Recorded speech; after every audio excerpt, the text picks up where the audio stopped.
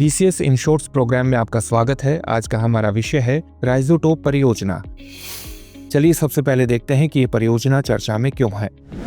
हाल ही में दक्षिण अफ्रीका के विटवाटरसैंड विश्वविद्यालय ने राइजोटोप परियोजना का औपचारिक शुभारंभ किया, जिसमें गैंडों के सींगों में रेडियोधर्मी आइसोटोप इंजेक्ट किए जाते हैं। बता दें कि दक्षिण अफ्रीका, जहां विश्व की सबसे बड़ी गैंडा आबादी है, अवैध शिकार के गंभीर संकट का सामना कर रहा है। गौरतलब है कि पिछले दशक में यहां 10,000 से अधिक गैंडे मारे जा चुके हैं। यह परियोजना शिकार विरोधी उपाय के रूप में न केवल नवीन है, बल्कि सीमा शुल्क एजेंटों द्वारा तस्करी का तुरंत पता लगाने की व्यवस्था भी सुनिश्चित करती है। आइए अब जानते हैं रेडियोधर्मी आइसोटोप इंजेक्शन के बारे में। रेडियो आइसोटोप तत्वों के अस्थिर रूप होते हैं जो विकिरण उत्सर्जित करके स्थिर रूप में बदलते हैं, और इनकी पहचान विशेष उपकरणों द्वारा की जा सकती है। गैंडे के सींगों में गैर आक्रामक प्रक्रिया के जरिए रेडियोधर्मी आइसोटोप की कम मात्रा इंजेक्ट की जाती है, जिससे तस्करी का पता सीमाओं, हवाई अड्डों और बंदरगाहों पर स्थापित रेडिएशन पोर्टल मॉनिटर द्वारा लगाया जा सकता है। वैज्ञानिक परीक्षणों में पाया गया कि 3D मुद्रित सींग केराटिन के समान और वास्तविक सींगों में रेडिएशन पहचान तकनीक समान रूप से प्रभावी है। बता दें कि यहाँ तक कि 40 फुट के कंटेनरों में भी तस्करी किए गए सींग का पता लगाया जा सकता है।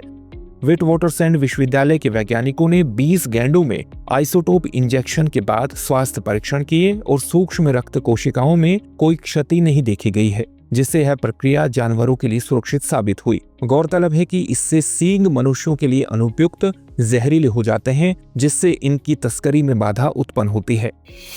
आइए अब जानते हैं अवैध शिकार संकट के पैमाने के बारे में। 20वीं सदी की शुरुआत में दुनिया भर में लगभग 5 लाख गैंडे थे, लेकिन आज यह संख्या घटकर सिर्फ 27,000 रह गई है। बता दें कि गैंडे के सींगों की तस्करी एशिया के पारंपरिक चिकित्सा और प्रतिष्ठा के प्रतीक के लिए होती है, जिससे वैध प्रजातियां संकट में हैं। गौरतलब है कि दक्षिण अफ्रीका ने अकेले 2025 की पहली तिमाही में 103 गैंडे खोए और पिछले दशक में 10,000 से अधिक गैंडों का शिकार हुआ है। गैंडों को बचाने हेतु सींग काटने जैसे उपाय अपनाए गए, जिससे शिकार में 78% कमी आई, लेकिन इससे उनके सामाजिक व्यवहार और घरेलू क्षेत्रों पर प्रतिकूल असर पड़ा है।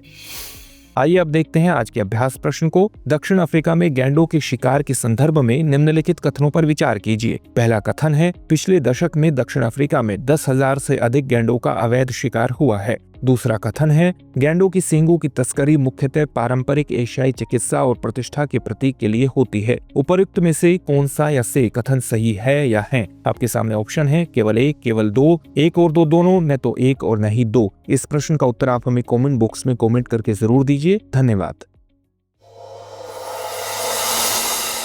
डियर व्यूअर्स, अपने एग्जाम की तैयारी को और बेहतर करने के लिए हमारे चैनल को लाइक, शेयर और सब्सक्राइब करना न भूलें।